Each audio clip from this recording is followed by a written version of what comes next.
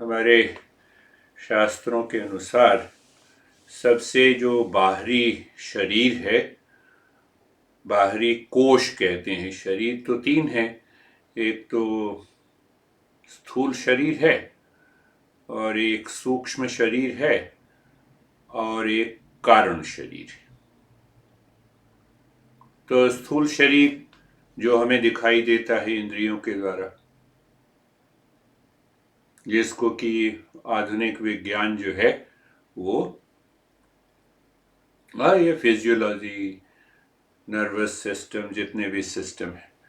और सूक्ष्म का मतलब ये हुआ कि जो मेरे को इंद्रियों से दिखाई नहीं देता, विचार है, भाव है, अनुभव है। तो सूक्ष्म शरीर जो है वो मन है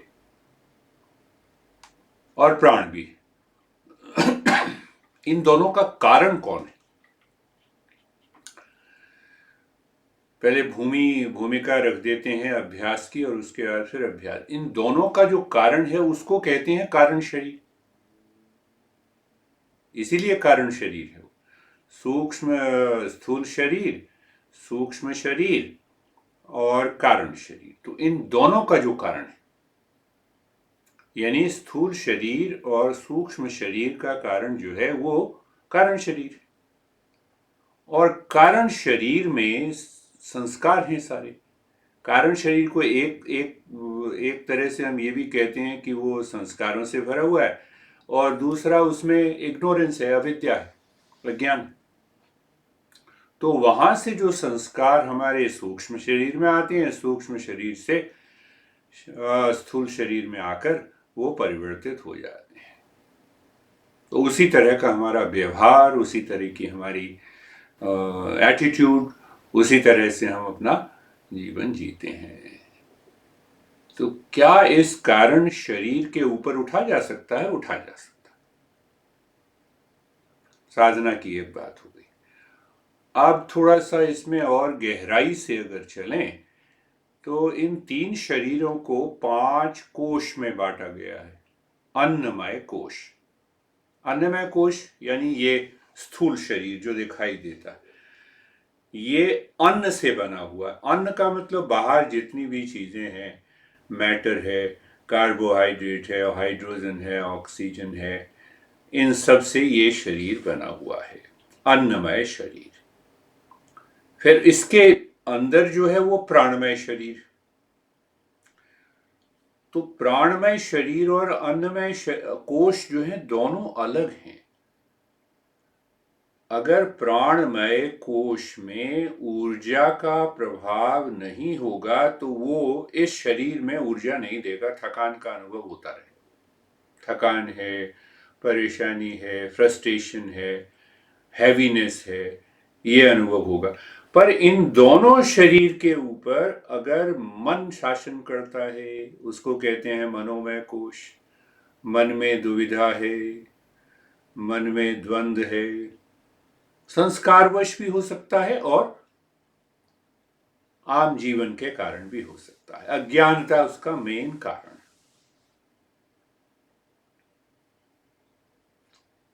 तो मनोमय कोश का प्रभाव इन दोनों कोशों के ऊपर पड़ता है, ऊर्जा के ऊपर भी पड़ता है।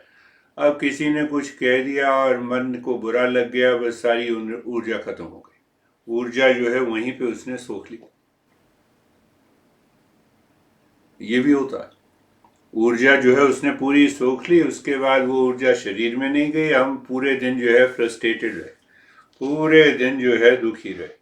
फिर 1-2 दिन के बाद भूल गए और फिर जाके हम लगा कि आज ठीक है मेरा मन। मनोमय कोश के ऊपर है विज्ञानमय कोश। तो जब साधना करेंगे तो साधना के समय में अपना आंख बंद करके इसके ऊपर थोड़ी देर के लिए मनन करना है। उसके ऊपर मनोमय कोश नहीं, विज्ञानमय कोश। तो विज्ञानमय कोश बुद्धि का, ज्ञान का केंद्र है। तो अगर ज्ञान समुचित है, ज्ञान सही है, तो मनोमय कोश भी सही दिशा देगा। मनोमय कोश सही दिशा देगा तो प्राणमय कोश और अन्नमय कोश भी स्वस्थ रहेगा। और उसके पीछे है जिसको कहते हैं आनंदमय कोश। प्रिय, क्या कहते हैं, प्रिय, मोद और प्रमोद, तीन बातें। तो हमें अज्ञानता के कारण बाहर के वस्तु व्यक्ति में आनंद का अनुभव होता है। डोसा खाना हमें बड़ा पसंद है, पहले पसंद, फिर हम खाते हैं तो आनंद हुआ, तो ये आनंदमय कोश का काम है। पर यहां पर हमने क्या किया, बुद्धि जो है, बुद्धि बैकग्राउंड में चली गई। मन ने कहा कि मुझे ये पसंद है इसीलिए ये अच्छा है, तो मन ने संकल्प किया और प्राण ने, ऊर्जा ने शरीर को कहा कि अब तुम खिसको, लाओ डोसा। तो ये पांचों के पांचों कोश आपस में एक दूसरे के साथ इंडिपेंडेंट भी हैं और एक दूसरे के साथ मिलके काम भी करते हैं।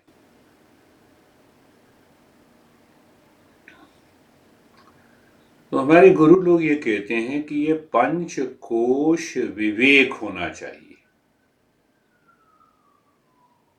पंचकोश विवेक होना चाहिए। विवेक का मतलब कि इन पांचों को हम अलग अलग पहचाने और अलग अलग पहचानते हुए ये पांचों मिलकर किस तरह से हमारे जीवन को चलाते हैं, इसके ऊपर विवेक होना चाहिए। कल किसी ने कुछ कहा, आज उसका मन के ऊपर प्रभाव पड़ा और मन हावी हो गया हमारे अन्नमय कोश पे। अब वो शरीर उठ ही नहीं पा रहा, थकान।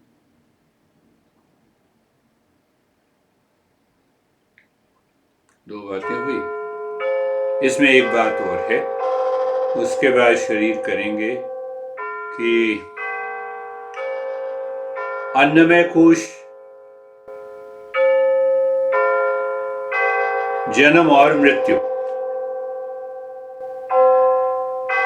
प्राणमय कोश भूख और प्यास,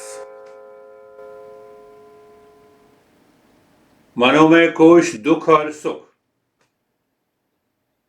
विज्ञानमय कोश ज्ञान और अज्ञान,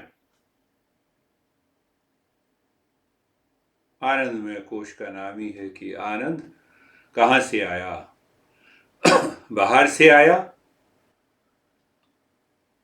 बाहर से आया और ये मन में पड़ा रहा कि बाहर से आया तो उसके संस्कार बन जाएंगे, और अगर अंदर से आया तो ये आनंदमय कोश ने अज्ञानता दूर कर दी। अब उस आनंद में ये भी तो है कि भाई मैं रिलैक्स रहूं, मैं फ्रेश रहूं, मैं ऊर्जावान रहूं, उसमें ये भी तो भाव है।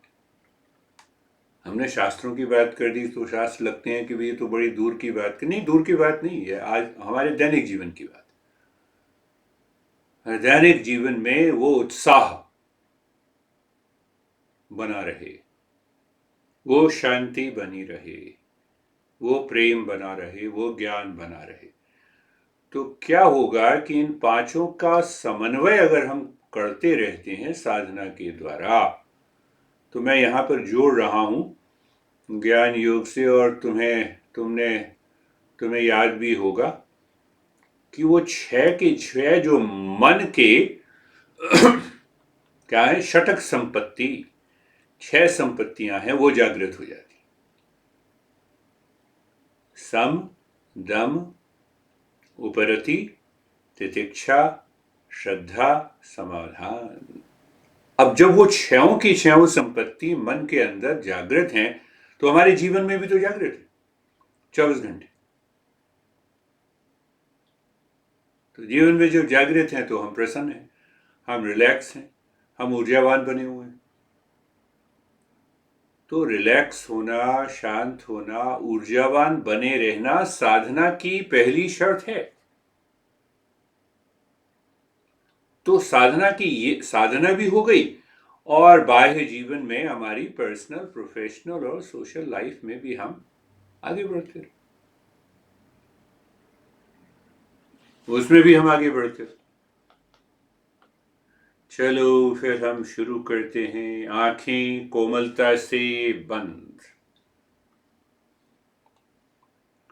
बड़ी साधारण सी अभ्यास पर असाधारण प्रभाव है। आंखें कोमलता से बंद।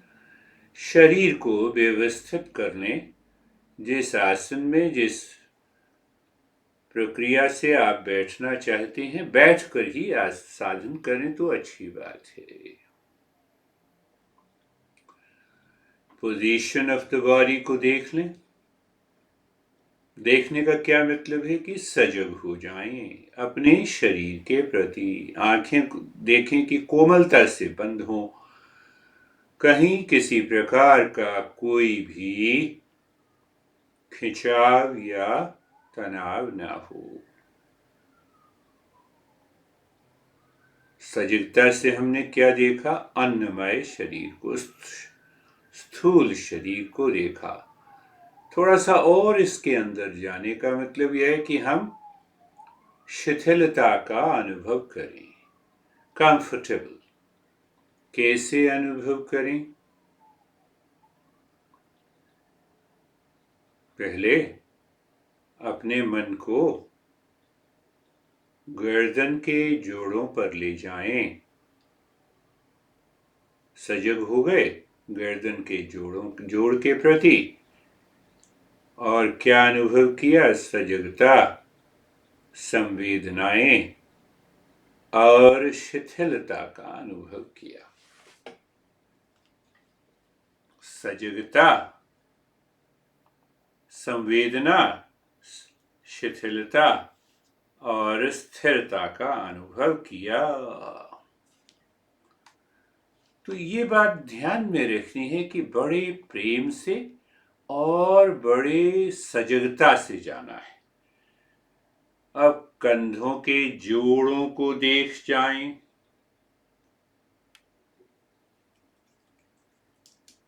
संवेदना वहां अनुभव करें, शिथिलता का अनुभव करें और स्थिरता का अनुभव करें। और ध्यान रखना है संवेदना। संवेदना क्या है? अन्नमय कोश पर है या स्थूल शरीर पर देख लो, स्थूल शरीर मान लो। शिथिलता का अनुभव जो है वो मन में होता है भाई। तो ये अनुभव के साथ जाना है। पर अगर संस्कार बड़े गहरे होंगे तो वो संस्कार बीच में मन की दिशा को बदल देंगे। फिर भी करते रहना है। करते रहने से हमें इस बार। और स्थिरता कहाँ की? स्थिरता इन 5 कोशों के ऊपर है। क्या मतलब?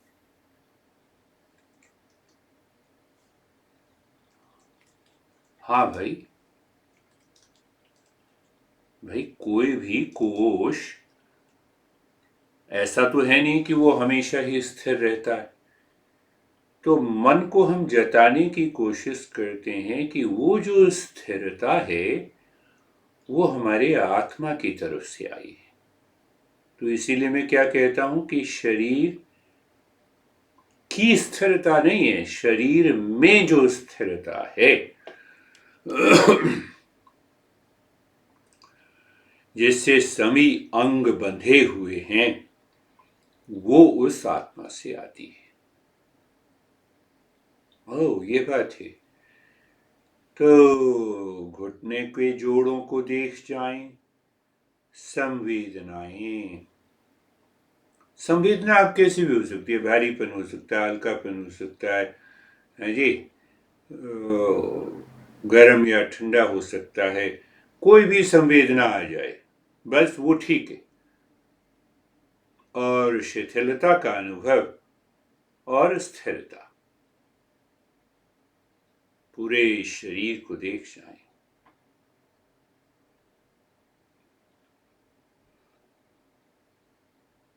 पूरा शरीर, सजगता, संवेदनाएं, शिथिलता और स्थिरता का अनुभव करें।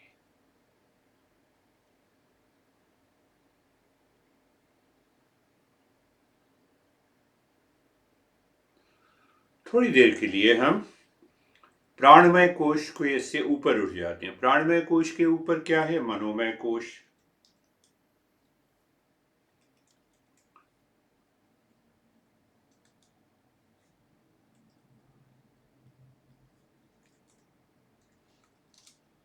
मनोमय कोश है तो वहां पर क्या है? विचार। तो विचार के प्रति सजगता का मात्र अनुभव करना। सजगता कहो, कई लोग कहते हैं साक्षी, और मैं सिंपल सी भाषा में कहता हूं कि भाई जैसे बाहर सड़क के किनारे खड़े हो गए और वहां पे हम आती जाती का वाहनों को देख रहे हैं, तो उसी प्रकार मन के जो वाहन है वो है विचार, भाव, स्मृतियां। आने दो, जाने दो। हम एकांत में खड़े हैं, एक जगह एकांत में खड़े होकर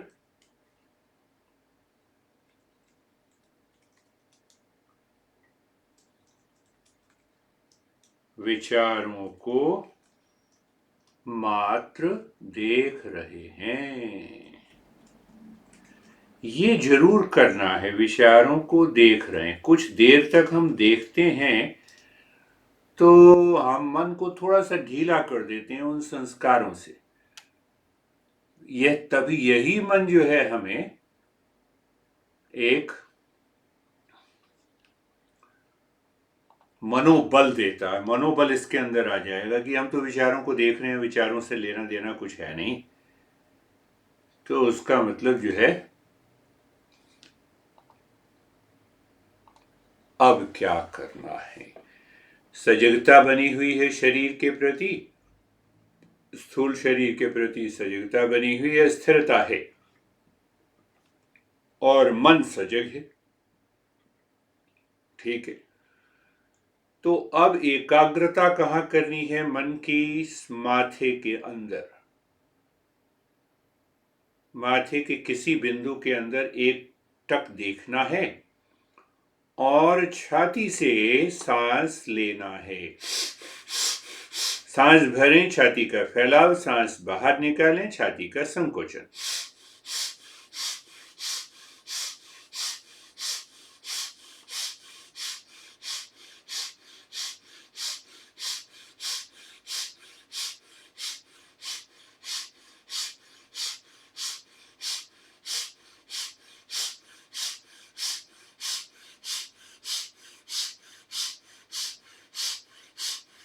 छाती का फैलाव और संकुचन, मन की एकाग्रता बनी रहे। मन की एकाग्रता माथे के अंदर बनी रहे।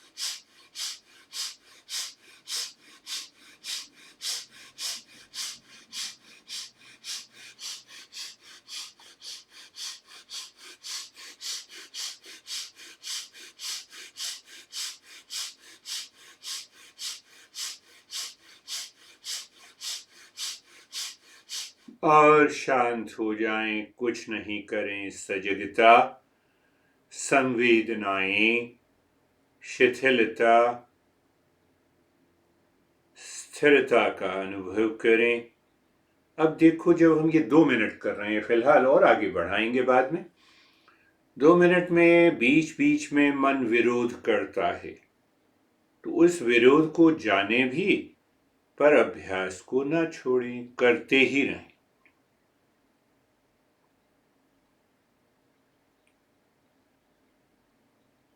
ये अभ्यास सभी के लिए नहीं है, जब तक पूर्ण विचार विमर्श नहीं हो जाता जो कि हमने किया।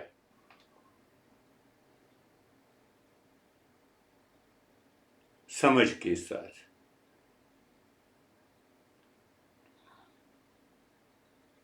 यहां पर एक ऊर्जा का केंद्र है हृदय के अंदर, इसीलिए हमने यहां पर चेस्ट ब्रीदिंग की। अब हमने पेट की ब्रीदिंग करनी। एकाग्रता हमारी माथे के अंदर ही बनी रहेगी, हम ऊर्जा को यहां पर लाना चाहते हैं। एकाग्रता वहीं बनी रहेगी। और अब 2 मिनट पेट से सांस लेना है, इससे लंबा सांस होगा थोड़ा सा। सांस भरे, पेट बाहर, सांस बाहर, पेट अंदर, गहरा लंबा।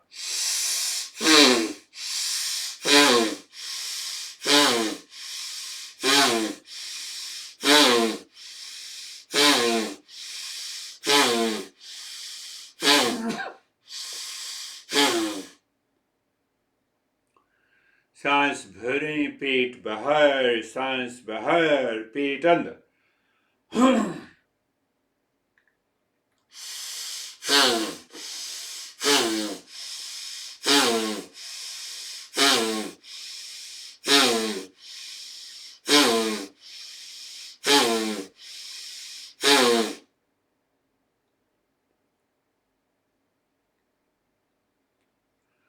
करते चले जाएं।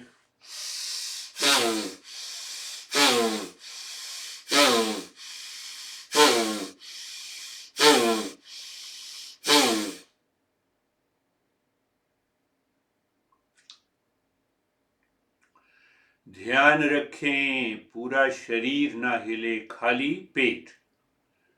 पेट बाहर जब सांस अंदर जाए, पेट अंदर जब सांस बाहर आए। छाती का फैलाव ना हो, छाती बिल्कुल ना हिले, इस बात का ध्यान रखना है। तो ये सजगता से होगा, बार बार अभ्यास करने से होगा। ध्यान रखें कि सांस भरें, पेट बाहर, पूरा शरीर ना हिले। जैसे इस समय छाती पर भी बल पड़ रहा है। और शांत हो जाएं, फिर कुछ ना करें। श्वास को स्वाभाविक गति में जाने दें, पूरे शरीर को देख जाएं, सिर से लेकर पैर तक। और सजगता, संवेदनाएं, शिथिलता का अनुभव करें पूरे शरीर में। ध्यान रखें, जितना हम सजगता के साथ करेंगे उतना इसका प्रभाव होगा। तो ये दूसरा केंद्र हो गया। और तीसरा केंद्र है ही हमारा, जहां पर हमने एकाग्रता रखी हुई। एकाग्रता बनी रहे। और अब हम पेट और छाती दोनों से करेंगे। तो इसका मतलब हुआ कि लंबा और तेज सांस, पहले पेट में, फिर छाती में, फिर पेट से बाहर, फिर छाती से बाहर।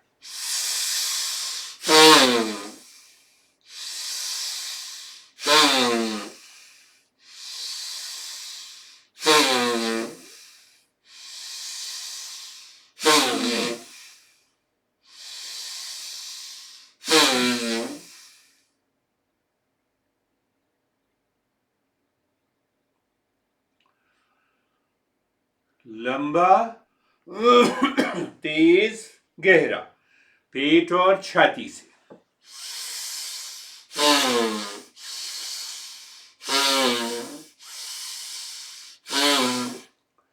सांस को पेट में जाती देखें, फिर छाती में देखें, फिर पेट से बाहर निकलते हुए देखें, फिर छाती से बाहर निकलते हुए देखें। हाथ और पैर की स्थिरता बनी रहे, पेट और छाती में तो गति होगी ही, पर एकाग्रता बनी रहे माथे के अंदर।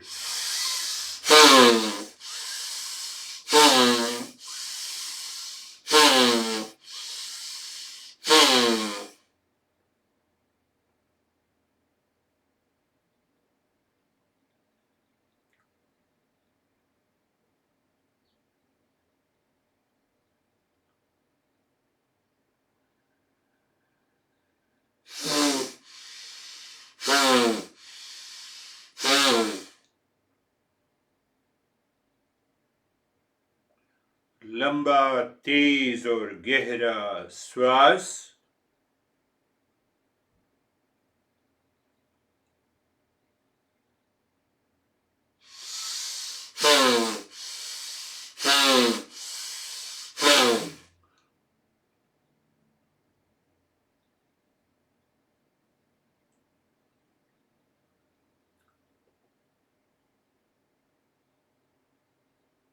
और शांत हो जाएं, कुछ न करें, बिल्कुल मन पूरे शरीर पर घूमे, सिर से पैर तक सजगता का अनुभव। संवेदनाएं बहुत अलग अलग तरह की होती हैं, तो जैसा कि मैंने सबका विश्लेषण, थोड़ा आपका विश्लेषण किया है, तो आप ये अभ्यास कर सकते हैं, सभी के लिए नहीं है। पूरे शरीर में सिर से पैर तक देखें, देखते हुए सजगता, संवेदनाएं, शिथिलता और अचंचलता का अनुभव करें। अचंचलता, ऊर्जा को हमें इस ऊपर उठाना। एक ही भाग हम याद रखें कि सबसे नीचे वाला जो केंद्र है सर्वाइवल का, दूसरा केंद्र वासना का, तीसरा केंद्र है लोभ का। हम साधक नहीं बन पाते जब तक हम हमारी ऊर्जा और मन दोनों अनहत चक्र में न आ जाएं। तो हमने प्रयोग ये किया है कि शुरू में इन प्रक्रियाओं के द्वारा हम ऊर्जा को ऊपर उठाएं। अब एक प्रक्रिया और है कि अब ऊर्जा को और ऊपर उठाएं। धीमा गहरा लंबा सांस लीजिए, पेट से, छाती से, कंठ तक, और सांस को बाहर निकालते हुए माथे के अंदर देखते हुए भ्रामरी का जो आमतौर पे हम जानते हैं।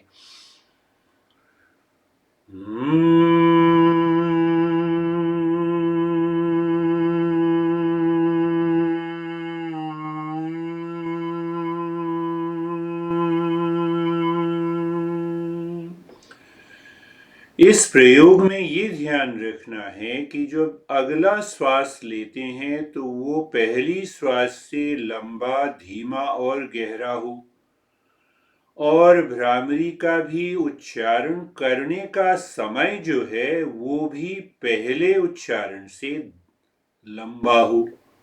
तो हम क्या कर रहे हैं, श्वास की गति को और धीमा कर रहे हैं।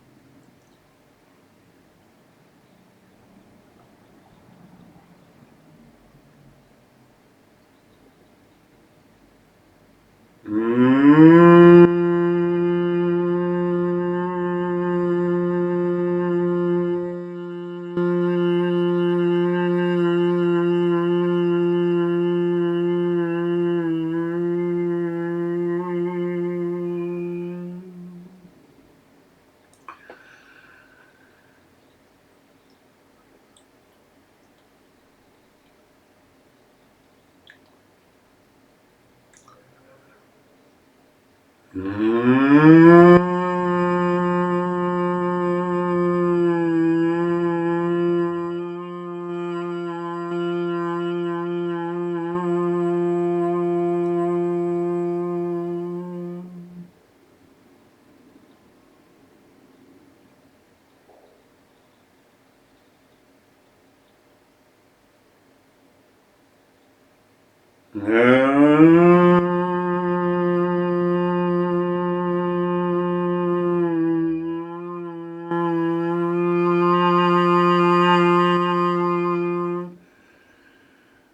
अब शांत हो जाएं। मैंने कुछ समय तक आपके साथ किया। मैं अभी कल ही इस का उच्चारण कर रहा था, तो 5 मिनट में मैंने केवल 10 बार किया। क्या मतलब हुआ कि श्वास की गति 1 मिनट में केवल 2 बार थी। इस पर ध्यान देना है कि जो अगला श्वास है वो लंबा, धीमा, गहरा हो और वो भ्रामरी का उच्चारण भी उतना ही लंबा हो, जिससे श्वास की गति और धीमी हो जाए, जिससे श्वास की गति प्रति मिनट और कम होती चली जाए। एक दिन में नहीं होगा। और अब हमने ऊर्जा को ऊपर उठा दिया, मन भी ऊपर उठा हुआ है, और उसके द्वारा, विज्ञानमय कोश के द्वारा, अब हम देखते हैं पूरे सिर और पैर को। सिर और गर्दन के ऊपर मन को घुमाएं, सजग हो जाएं।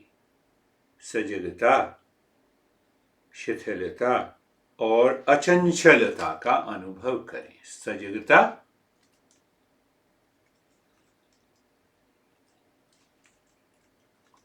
शिथिलता और अचंचलता का अनुभव करें। फिर मन को लाके देखें दाएं हाथ पर कंधे से लेकर उंगलियों तक। मन को घुमाना है। मन की आदत ये घूमते, हम कहते हैं चलो घूमो हमारे साथ, तो अब वो ज्ञान के साथ घूम रहा है। सजगता, शिथिलता और अचंचलता।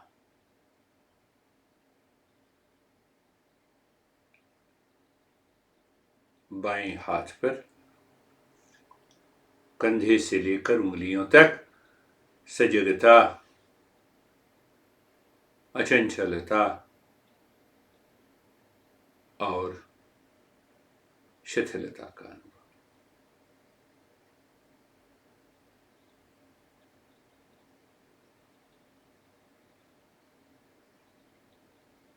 छाती और पेट, सजगता, शिथिलता और अचंचलता का अनुभव करें। शिथिलीकरण की प्रक्रिया को हम, शिथिलीकरण का अंग्रेजी नाम है रिलैक्सेशन।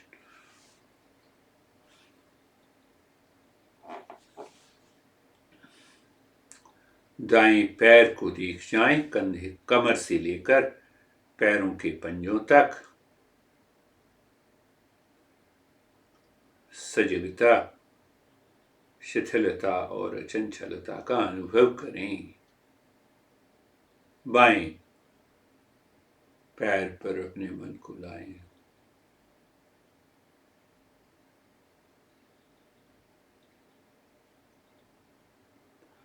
सजगता, शिथिलता और अचंचलता का अनुभव करें। पूरा शरीर, पूरा शरीर देखें जैसे कि बुद्ध की तरह पूरी अचंचल अवस्था में पड़ा हुआ है, जैसे आपका कोई सहारा नहीं, सहारा अंदर का है, ऐसा हो जाता है।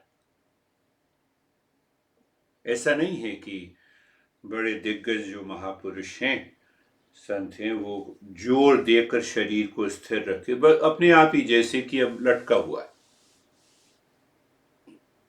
वो अवस्था बुद्ध की है। हृदय के अंदर अपने मन को ले जाएं, उस आकाश में देखें, मन में ही लंबा, जैसे ओम का मन में ही लंबा उच्चारण करना है, सांस को साथ नहीं रखना, सांस अपनी चलती रहे, शरीर की अचंचलता बनी रहे।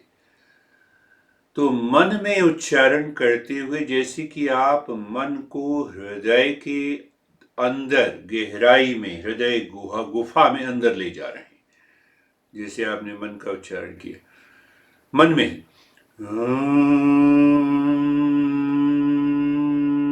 जितना लंबा किया उतना ही मन और गहराई में हृदय के अंदर उस अंधेरेपन में जा रहा है। फिर ये मात्र अनुभव करना है जैसे कि मन, ओम का उच्चारण बंद हुआ तो मन भी स्थिर हो गया, रुक सा गया, उसके ऊपर शांति कहना है, फिर चुप हो जाना, कुछ नहीं करना, जैसे मौन में हम पहुंच गए, मन पूरी तरह से डूब गया। अगर डूब जाता है तो ठीक है, नहीं डूबता तो फिर एक बार अपने मन को हृदय के अंदर ले आकर वही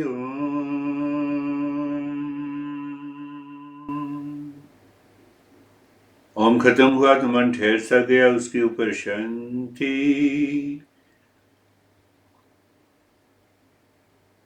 कहकर छोड़ दिया, तो लगेगा जैसे कि मन पूरी तरह से डूब गया। आप कुछ करने की जरूरत नहीं है तो कुछ करना भी नहीं।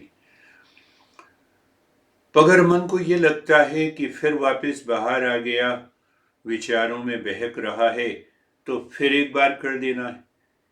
तो हमें ये पता लगेगा कि हम कितनी देर तक उस शून्य में बने रह सकते हैं। वो जो शून्य है, जहां पर अहंकार खत्म हो जाता है और आध्यात्मिक चेतना का उदय होता है। हमें पता भी ना लगे पर आध्यात्मिक चेतना वो हमें सजग करेगी, शांति प्रदान करेगी।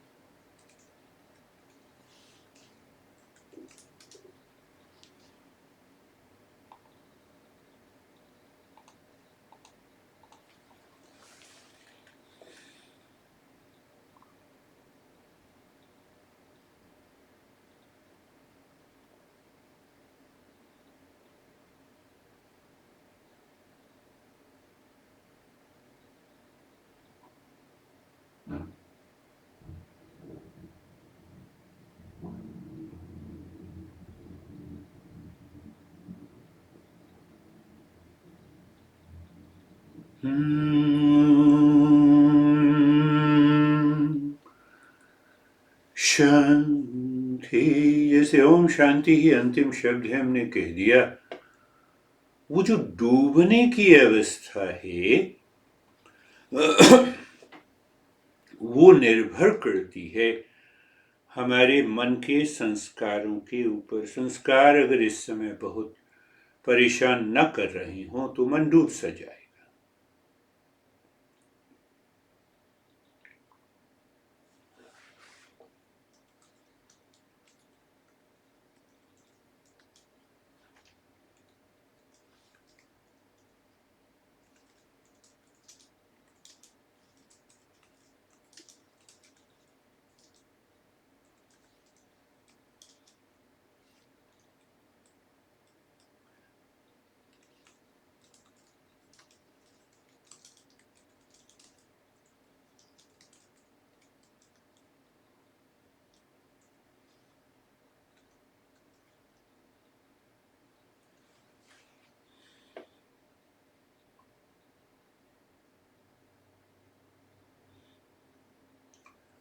और उसी शून्य में संकल्प करें, अब मेरे जीवन में शक्ति, शांति, ज्योति, ज्ञान और आनंद उतरे।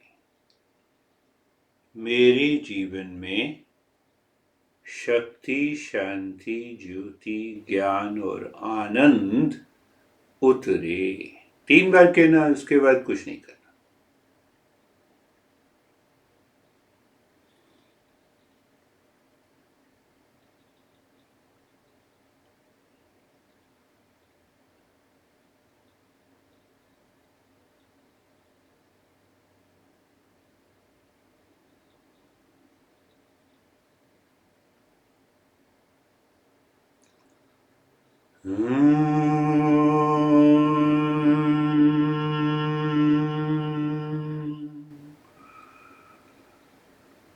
शांति, शांति, शांति।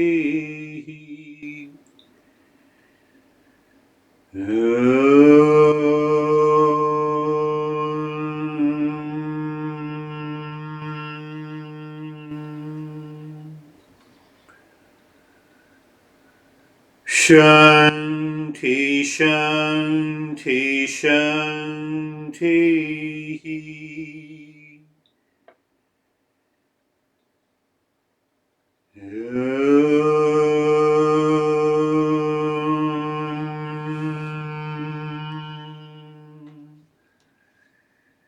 शांति, शांति, शांति।